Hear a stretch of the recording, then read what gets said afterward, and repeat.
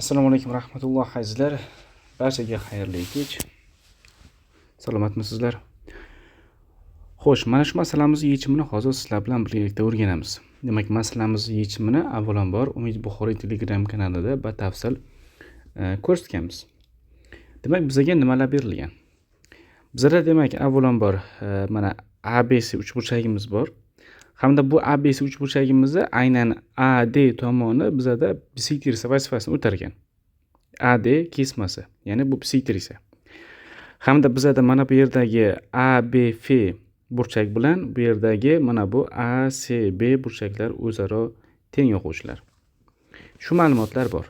Biz ushbu ma'lumotlardan foydalangan holatda birinchi o'rinda o'quvchilar BF ni uzunligini topishimiz kerak. Yana bir narsani aytish yodimdan ko'tarilgan, BD ni uzunligi 12. Ya'ni bu shart ham biza masalamizning shartida aynan berib o'tilgan. Xo'sh, boshlarik nima qilamiz? Ba'zi belgilashlar kiritaman o'quvchilar. Deylik, ABD burchak bilan DAE burchaklar o'zaro teng bo'lsin. Misol uchun, bu ham alfa bo'lsin. Xo'sh, deylik, bu ham alfa bo'lsin, bu ham alfa bo'lsin.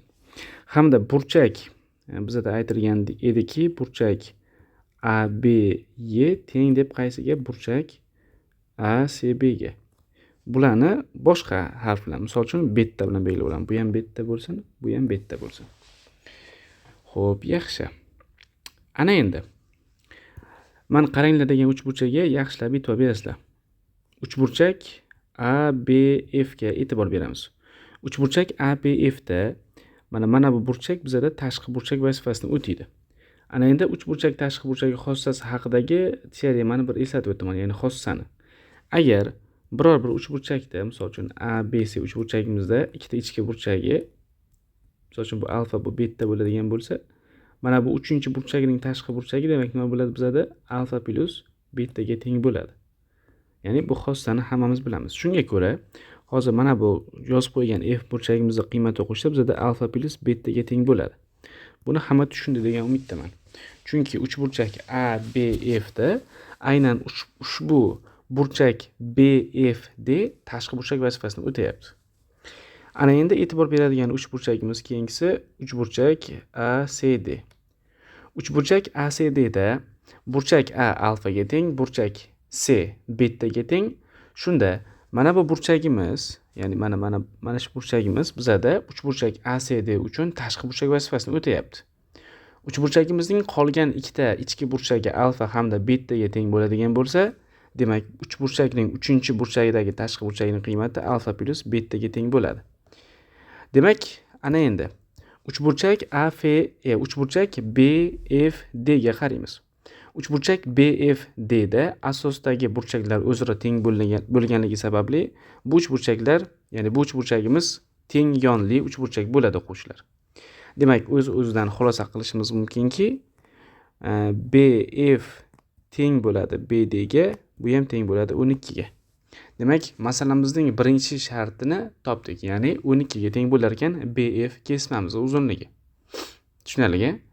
Ana endi keyingi sharti bor. Bu A sharti edi. Demak, A shartining javobi bizda 12 bo'ldi o'quvchilar. Keyingisi B shartining yechimiga o'tamiz. B shartida bizda qo'shimcha shart berilgan edi. Burchak FBD ni qiymatini o'quvchilar 30 gradus deb. Burchak FBD 30 gradus bo'lsa, biz topishimiz kerak edi uchburchak BFD ni yuzasini. BFD ning yuzasini. Xo'p, qanaqa topamiz? E'tibor beramiz. Uchburchak BFD ni men avvalambor chizib olaman, ya'ni ajratishingiz uchun tomonlarni. Mana.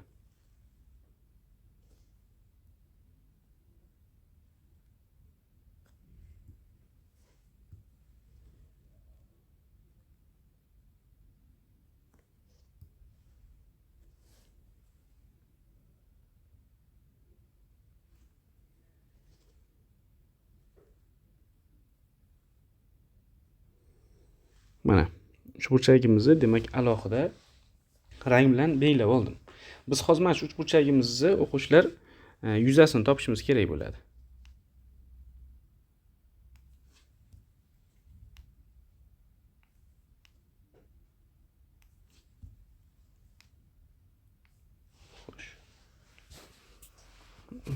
ba'zilari birozgina siljib ketdi bu yerda.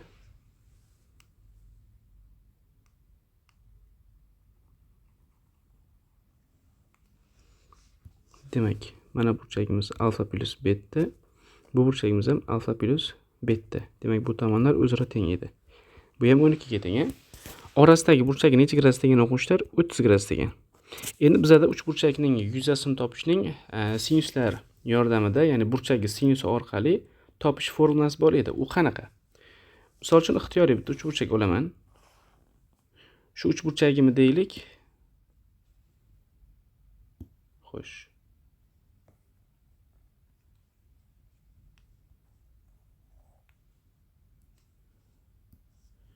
Misol uchun ixtiyoriy bitta uch burchak olaman.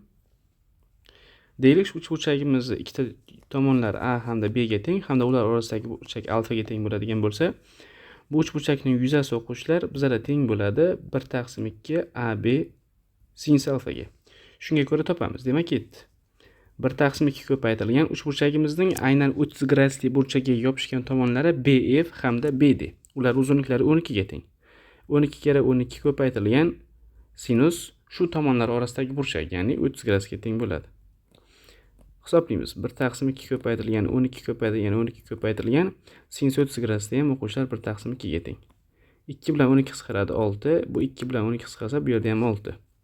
Demak, S BF D teng bo'ladi bizada 36 ga. Demak, o'quvchilar bizning masalamizda A sharti bizada 12 chiqdi, B sharti bo'lsa 36 chiqdi. Ushbu masalamiz hammaga tushunarli bo'ldi degan umiddaman. Sizlar bilan ustozingiz Umid Buxoriy bo'ldi. Bizning darslarimizdan uzoqlashmang o'quvchilar.